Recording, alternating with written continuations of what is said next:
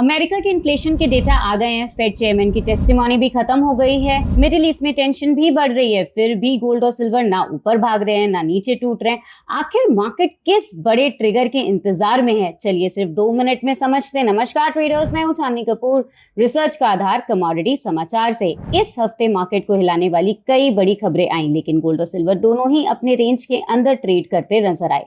सबसे पहले बात करते हैं अमेरिका की। यूएस के सीपीआई और पीपीआई इन्फ्लेशन डेटा मार्केट के एक्सपेक्टेशन से थोड़े सॉफ्ट रहे। इससे ट्रेडर्स को लगने लगा कि फेडरल रिजर्व फिलहाल इंटरेस्ट रेट्स बढ़ाने की जल्दी में तो नहीं है। साथ ही फेड चेयरमैन केविन वॉश की कांग्रेस में टेस्टिमोनी भी पूरी हो गई, लेकिन वहां से भी कोई ऐसा बड़ा सिग्नल नहीं मिला जो कि मार्केट के डायरेक्शन को बदल सके। यही वजह है कि गोल्ड और सिल्वर दोनों में ना बड़ी बाइंग देखने को मिली और ना ही अग्रेसिव सेलिंग। अब बात करते हैं मिडिल ईस्ट की। अमेरिका ने ईरान के कई मिलिट्री टारगेट्स पर एडिशनल एयर स्ट्राइक्स किए हैं, लेकिन इसी बीच डोनाल्ड ट्रंप ने यह भी कहा है कि ईरान दोबारा बातचीत के लिए तैयार है, यानी एक तरफ मिलिट्री एक्शन और दूसरी तरफ डिप्लोमेसी। इसी मिक्स सिचुएशन की वजह से मार्केट कंफ्यूजन में है और सेफ हेवन बाइंग भी लिमिटेड बनी हुई है। अब देखते हैं इंडिया के कुछ इंटरेस्टिंग नंबर्स। गोल्ड पर इंपोर्ट ड्यूटी 15% होने के बाद भी फाइनेंशियल ईयर 27 के पहले क्वार्टर में भारत का गोल्ड इंपोर्ट बिल लगभग 47% बढ़कर $11 बिलियन तक पहुंच गया। लेकिन ध्यान देने वाली बात यह है कि इंपोर्ट क्वांटिटी लगभग 90 टन के आसपास ही रही, मतलब डिमांड नहीं बल्कि रिकॉर्ड हाई इंटरनेशनल प्राइसेस ने इंपोर्ट बिल को ऊपर ढकेला है।